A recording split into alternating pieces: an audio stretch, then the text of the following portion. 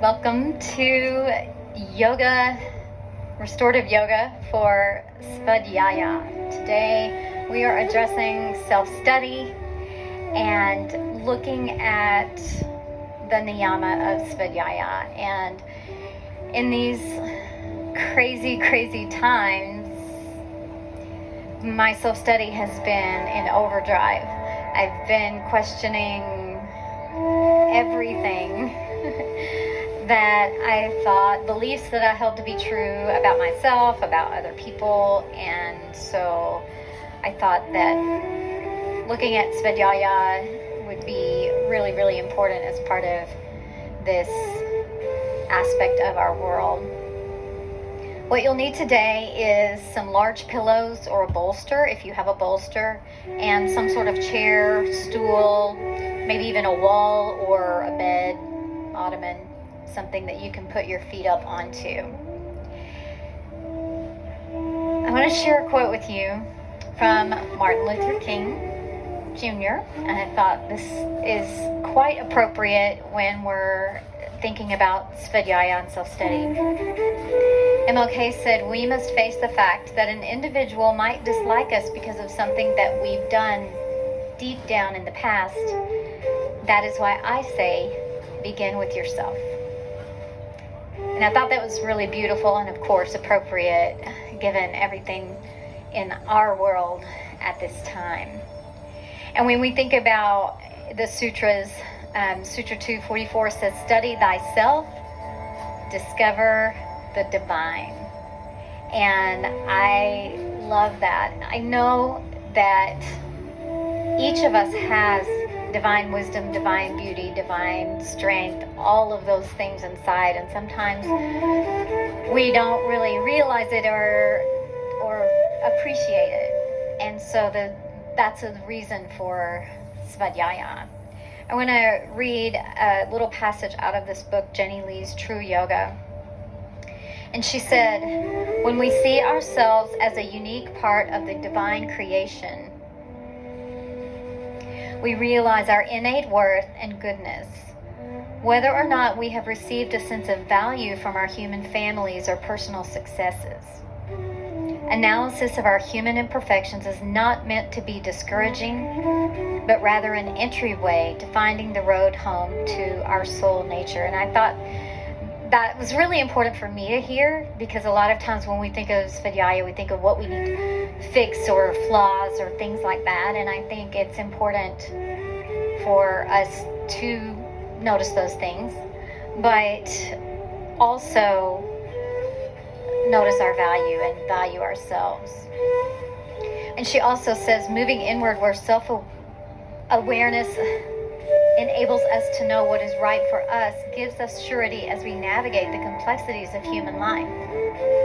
By learning to listen to ourselves, we clear the cobwebs of self-doubt and fear, hallmarks of our ego nature, and we open to the voice of the soul. And I just think that's really beautiful and important. In today's pranayama, we're going to practice Durga breath, and you can sit however you feel comfortable. Cross-legged is fine for some people. I like to sit on a block. That feels more comfortable for me, but whatever feels good to you. You might even decide that you want to lie down or lean against a wall or something for 3-part breath, Durga pranayama. So as we move into that breath, you can place one hand on your belly and one hand on your chest, and even spreading the thumb up to the solar plexus can kind of give you some feedback as you're moving through this breath. So before we begin that breath, you can just maybe close your eyes or cast your gaze down and just kind of notice, how is your breath coming in? Where do you feel your breath?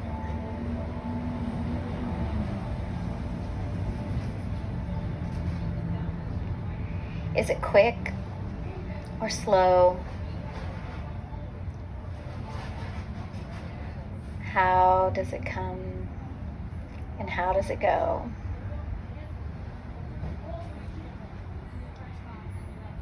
And as you're taking this time to notice the breath, maybe you start to let the abdomen extend as you take a big breath in, breathing into that lower belly, exhaling, letting the belly fall.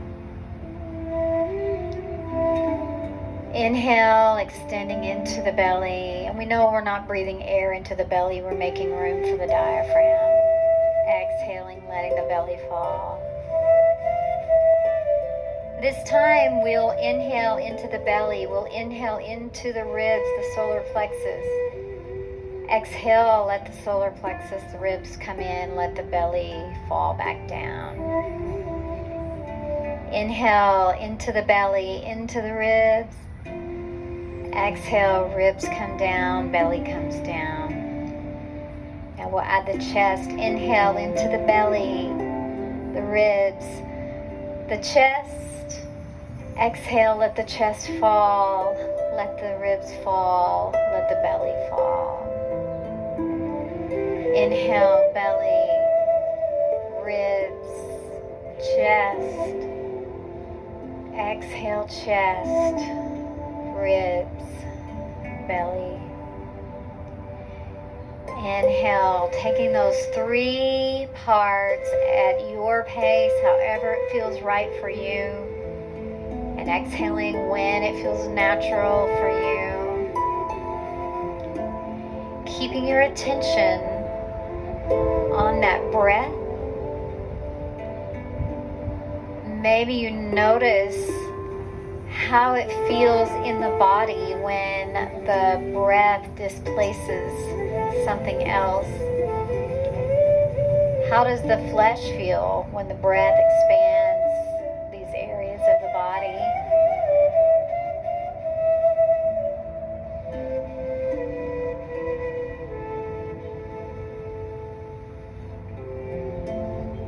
Keeping that big 3-part breath.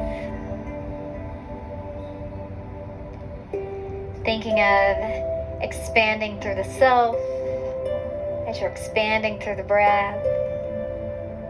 And thinking about settling back into comfortable space with yourself as the exhale comes.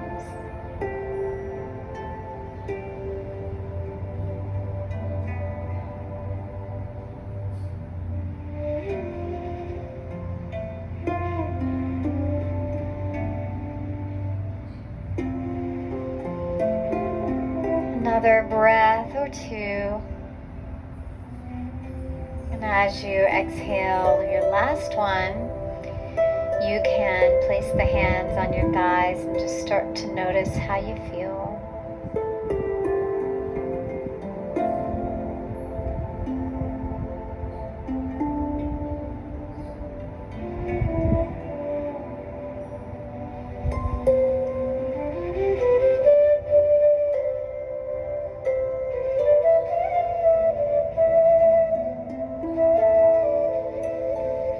Gently let your eyes flutter open as you're sitting with that. And we like to notice some of the benefits of that breath. Increased focus and concentration, it relaxes the nervous system, reduces stress and anxiety. That breath is also beneficial for insomnia and the immune system and respiratory issues. So we'll move into our asana for our practice on self-study. And we'll start in a lotus pose. And there may be varying degrees of flexibility. So maybe your ankles are crossed here. Maybe you take one foot and place it on the top of your thighs. Maybe you take the other one and place it on the top. So any incarnation of that feels interesting or good to you is where I would invite you to go.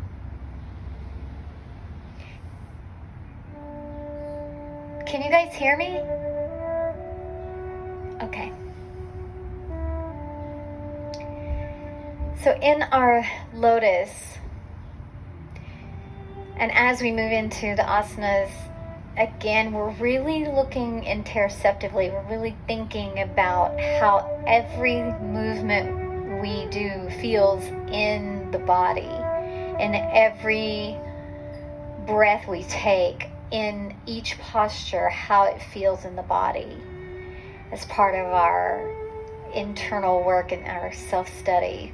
The interoception is really important in any yoga practice, but I feel like it's especially so when we're looking at this self-study aspect. And in your lotus, if it feels comfortable to close your eyes or cast your gaze down, you can do that. And if you're feeling a little frenzied, you might place your palms down. If you're feeling like you need some energy in this moment, you can place your palms up. And sitting nice and tall, the shoulders are back and down.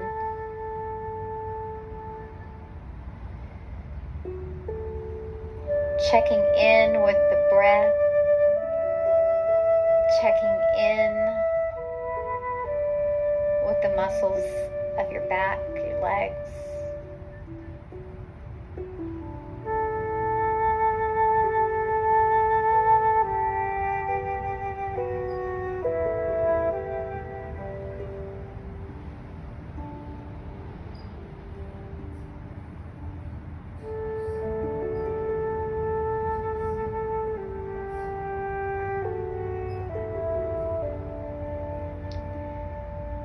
And we'll make our way out of lotus. You may want to stay in lotus, but we're going to bring in some movement. And when we bring in this movement, you may find that this constriction is a little much. So if you want to stay in lotus as we go into movement, you can, or you can come to easy pose for the movement. I'm going to move my chair. Bring a big breath in, reaching high to the sky. As you exhale, take your arm down to the side, reaching over. Inhale, reaching up. Exhale, side. Inhale, reaching up. Exhale to the side. Inhale, up. Exhale, side. So we want to move our spine 6 ways every day. So there's 2 of them, side to side. Bring your hands down. Place one hand on the knee, the other hand behind for a gentle twist. And you can look back over your shoulder if that feels comfortable, or you can keep your gaze forward. And back to center. Switch to the other side, gently twisting. We're not really trying to do anything too deep. And back to the center and over to the other side. So I always like to say that sometimes you can go to your edge and then pull back a little. And that's how you find really that sweet place where you're getting benefit. And switch.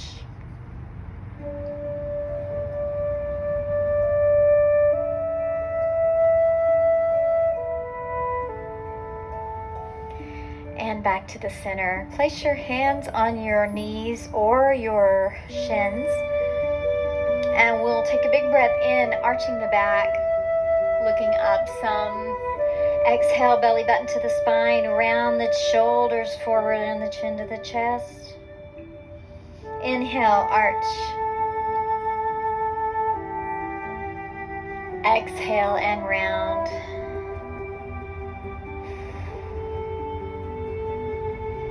Inhale, arch. Exhale, round. And come back up to a seated position, and we'll just sort of roll around, moving the body in a way that feels organic and natural to you. So maybe your circles are big, maybe they're small. Go the other way.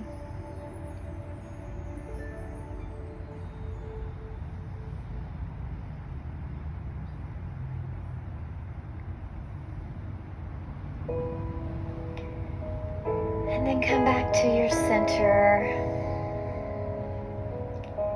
Again, notice any differences you may feel after moving your spine 6 ways, side to side, twist right and left, and then front and back.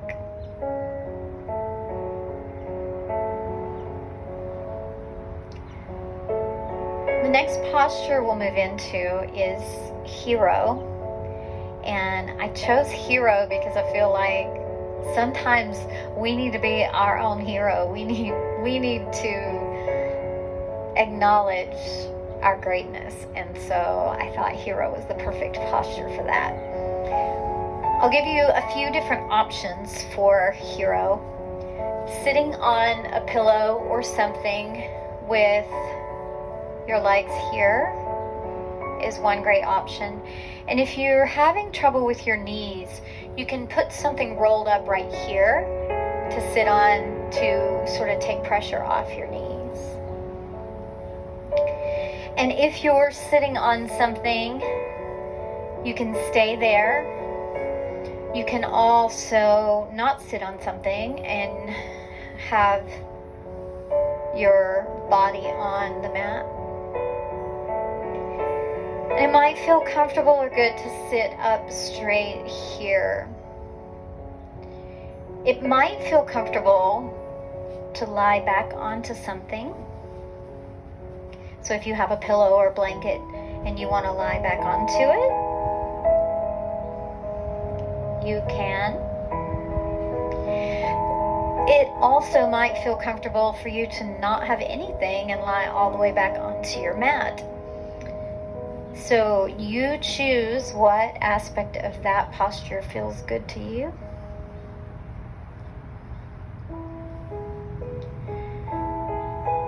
Breathing big breaths in and out, and of course, taking inventory throughout the body. How is it feeling? If you feel compression anywhere in your low back or your knees, adjust to find relief.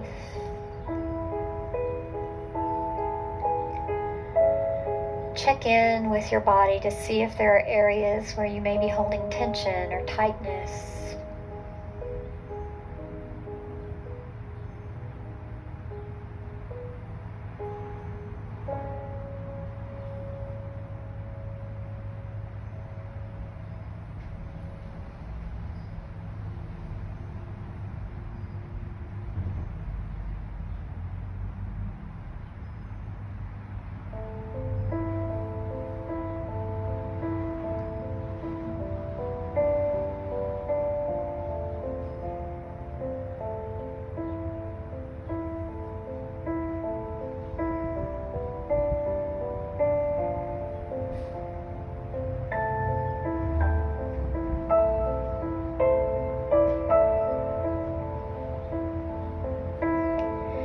As you take a big breath in, you start to gently make your way out of the posture. So if you were lying back, you can make your way back up to seated. If you were seated, you can find your way out. Our next posture is frog. I'm going to give you a couple of different options for frog because it can be a very intense posture, but I thought today it was important to do some postures that were maybe a little more challenging than we've been doing because it's self-study and that's challenging. So I'll show you a few different variations for your frog, or a couple of different variations. One variation is that if you have a big pillow or bolster, you can place it there, put your hips on it, and take your knees out to the side. If that feels a little like you're not getting as much of a benefit, you can take a block or a smaller pillow or some books and place those, and your knees are at, well, your hips are at a 90-degree angle and your knees at a 90-degree angle. And then you will have your weight on your elbows as well. And one other option, if that feels like it's just really more than you're interested in, would be to find your way onto your belly and do half frog, so you can do one side and then the other. So whichever feels good, I'll try to tell you when we're at the halfway point.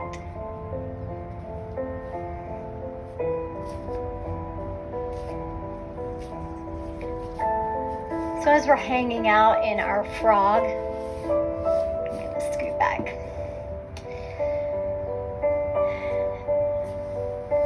We're listening to the body.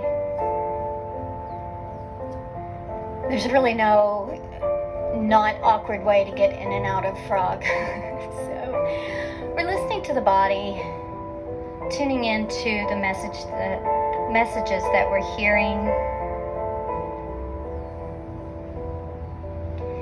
I'm making adjustments as you feel like you'd like to. And one thing that you can think about is, if what you're feeling is a simple discomfort, you might be curious about what the discomfort is. Is it a physical discomfort? Is it a mental or emotional discomfort?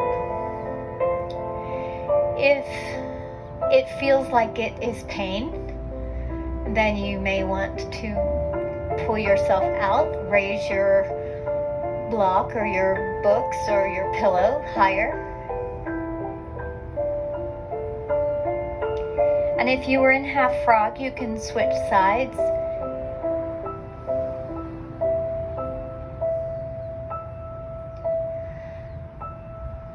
Take a moment and notice what happens when you move your mind to the breath. Do you feel a difference in the sensation when you take that focus to the breath?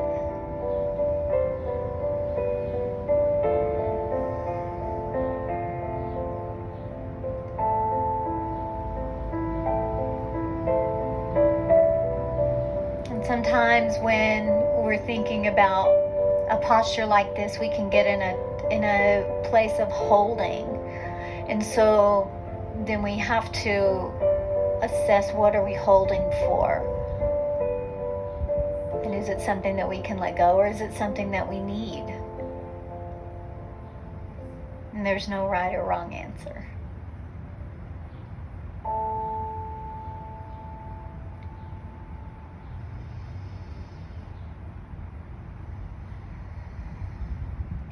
On your next inhale, we will calmly and gently, and as not awkwardly as we can, get out of that posture. And make your way to your belly for crocodile. Crocodile is one of my favorite postures ever. One hand on top of the other, and your legs are just out, your feet are out. And the forehead down on the hands. I think this is a great posture for after frog. Just kind of let everything settle and think about, if you're holding tension in your glutes, if you're holding tension in your shoulders, can you move everything around, shake it out and let it go?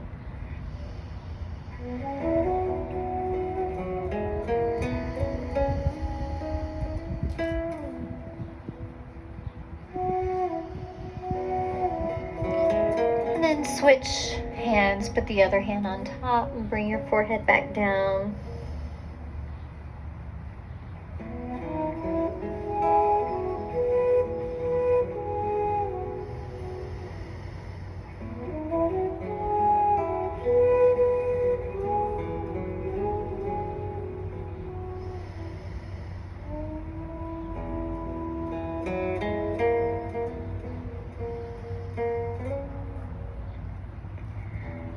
Calmly and gently make your way back up. We're moving into a supported child's pose. So if you have a bolster, that's a great prop. If you have a couple of pillows or even some big blankets or towels, you can roll up for our supported child. So sitting with your bolster as close to your body as you can, and we'll start to reach out over the top. So we're lying onto the bolster. And you can place your head either on one or the other cheeks, or you can place your forehead down.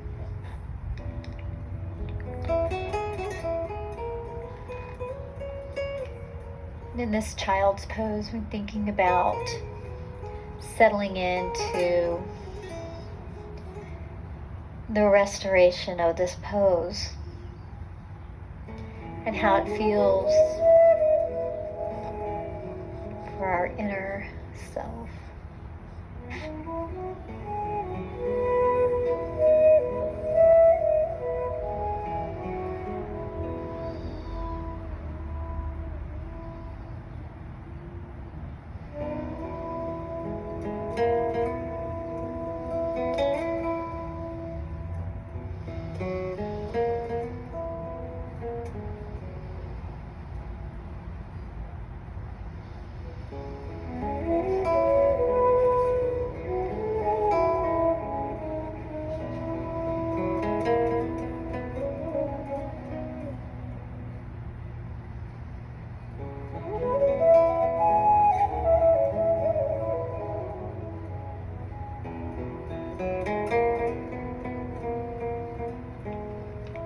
Have your head to one side, you can switch to the other side.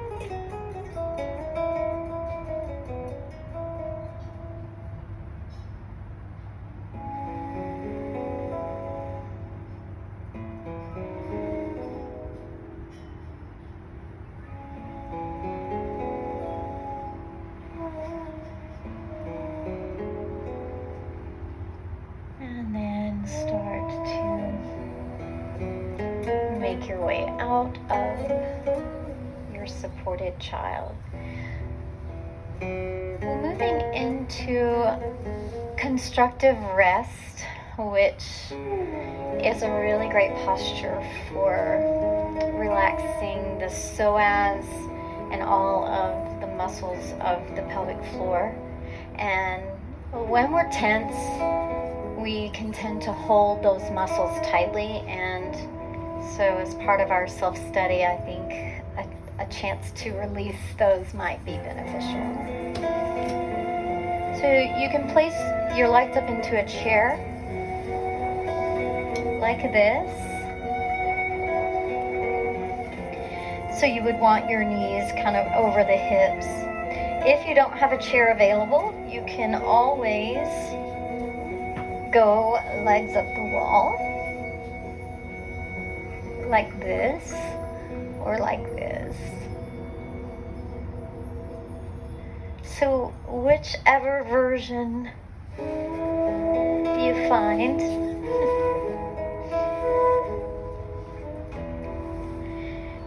We're looking for the opportunity to let ourselves settle.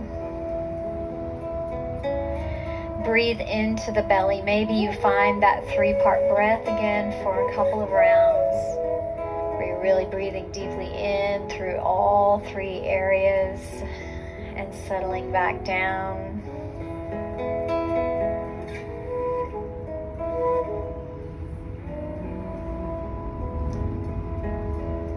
And then just settle back into a normal breath.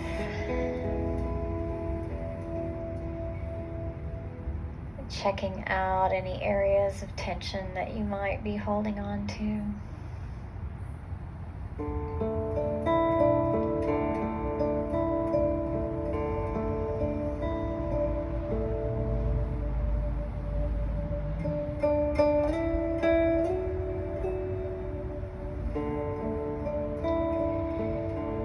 And as you're in this posture, maybe taking some time for introspection, see if you can think of 3 things about yourself that you're really proud of or happy about. Just 3 things.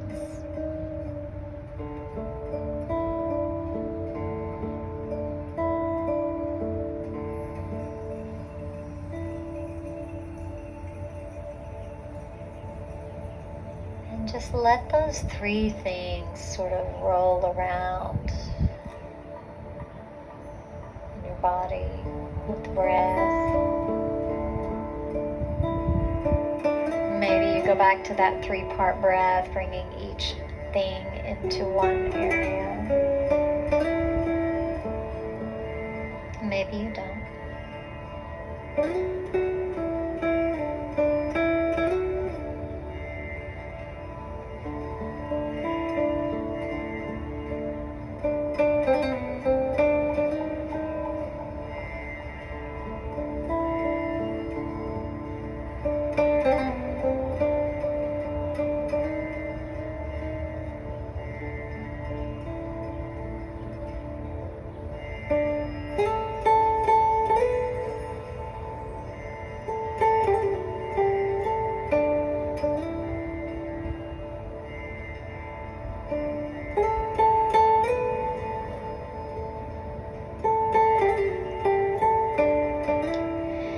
You can stay in this position if you are comfortable here and you would like for this to be your final resting posture, or if you would like to come out and move into a Shavasana with your legs extended and your arms extended out.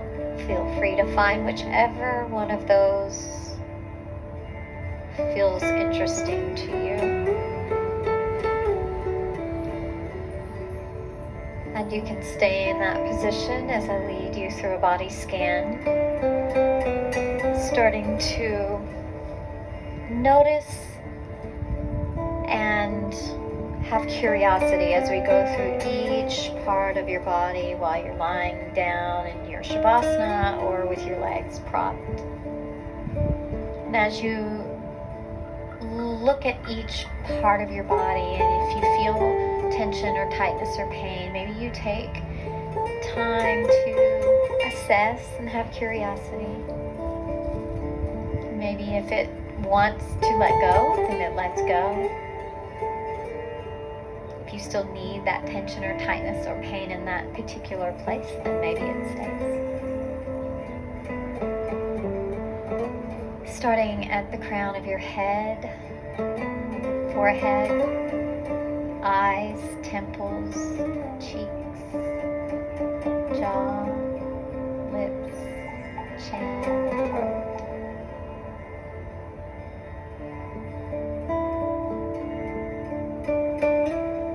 Moving into the chest, the upper back, shoulders, upper arms, elbows, forearms, wrists and fingers.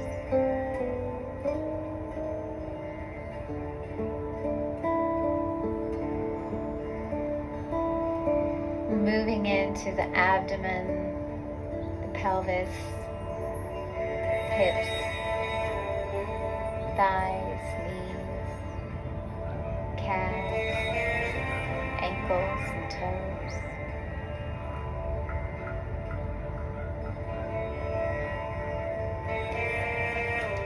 Having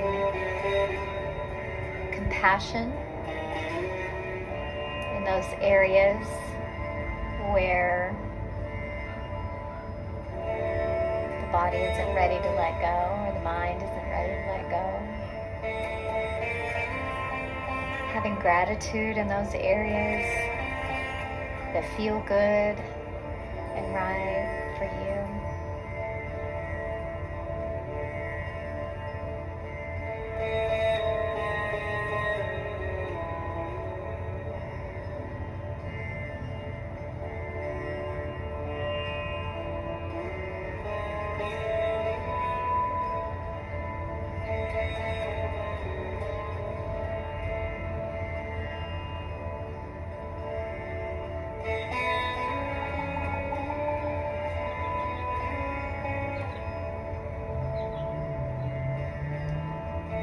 Start to take a nice big breath in. Exhale with a long, loud sigh. Big breath in. Exhale. Bring movement into the body however it feels right. Then you can roll over onto whatever side feels good for you. Just taking a moment in that side lying space to appreciate your practice, appreciate yourself, assimilating back into the body. And then calmly and gently make your way to a seated position.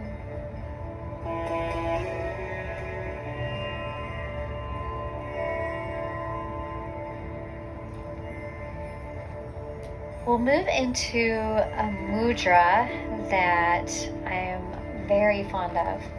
This is one of the mudras that is a go-to for me. It's called Jnana Mudra. So you will take your first finger, your pointer finger, and your thumb and place them together. And then the other three fingers are out. And the mudras are a way of moving our fingers, or shapes that we make with our fingers that change the energies in our body. And so different mudras are useful for revving us up or calming us down, or changing our breath and how certain sensations feel in our bodies. So the Jnana Mudra is helpful for awakening clear seeing through the power of witnessing. It's good for enhancing one-pointed concentration, which I felt was useful for Svadhyaya. And it is useful for discerning between the limitless true self and the limited personality. Wow. Yeah. So you can place your mudra with your palm up if you want more energy. You can place it with your palm down if you want more calming. And you can roll the shoulders back and down, sitting in a comfortable but tall seat, lifting the crown of the head and feeling engaged. And as you hold this mudra, take several breaths to attune to the feelings and sensations that you might be feeling from the gesture. You might notice your breath directed to the upper chest, neck, and head. That might bring clarity. That clarity can be enhanced by fuller breathing in the uppermost portion of your lungs, instilling an uplifting feeling that allows you to remain in meditation more comfortably.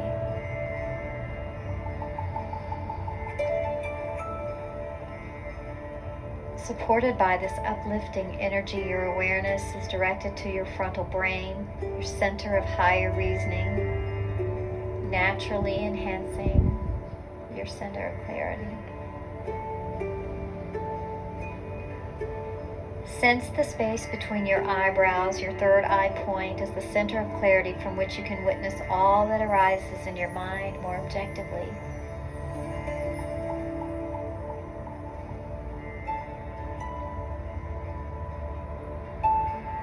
Witness your growing clarity. Take several breaths to sense the silent space between your thoughts, expanding naturally, allowing you to witness your thoughts and feelings without needing to identify so completely.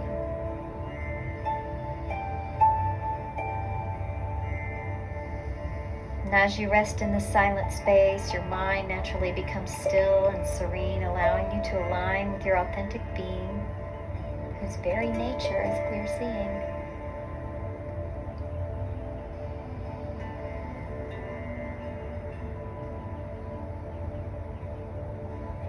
I'll share this mantra that you might want to repeat to yourself or out loud or silently. Through awakening, clear seeing, I experience the silence of my authentic being.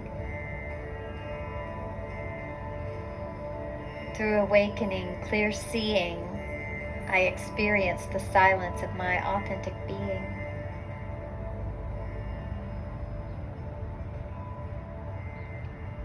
Through awakening, clear seeing, I experience the silence of my authentic being.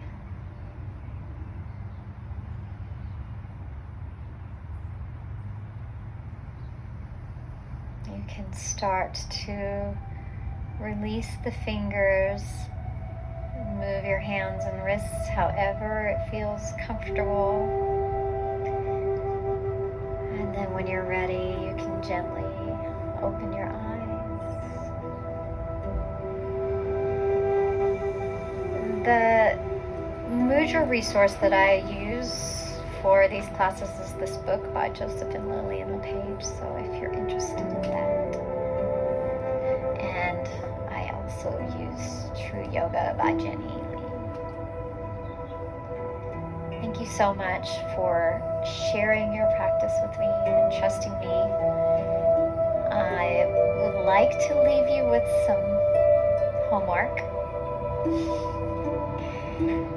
So this week, if you could write a personal mission statement, make it an affirmation of who you wish to be in the world, a reflection of your personal purpose and meaning. So just to repeat, you're going to write a personal mission statement, and it's who you want to be in the world, and it reflects your purpose and meaning. Let's take our hands together to the third eye for good thoughts, to the throat for good words, to the heart for good action.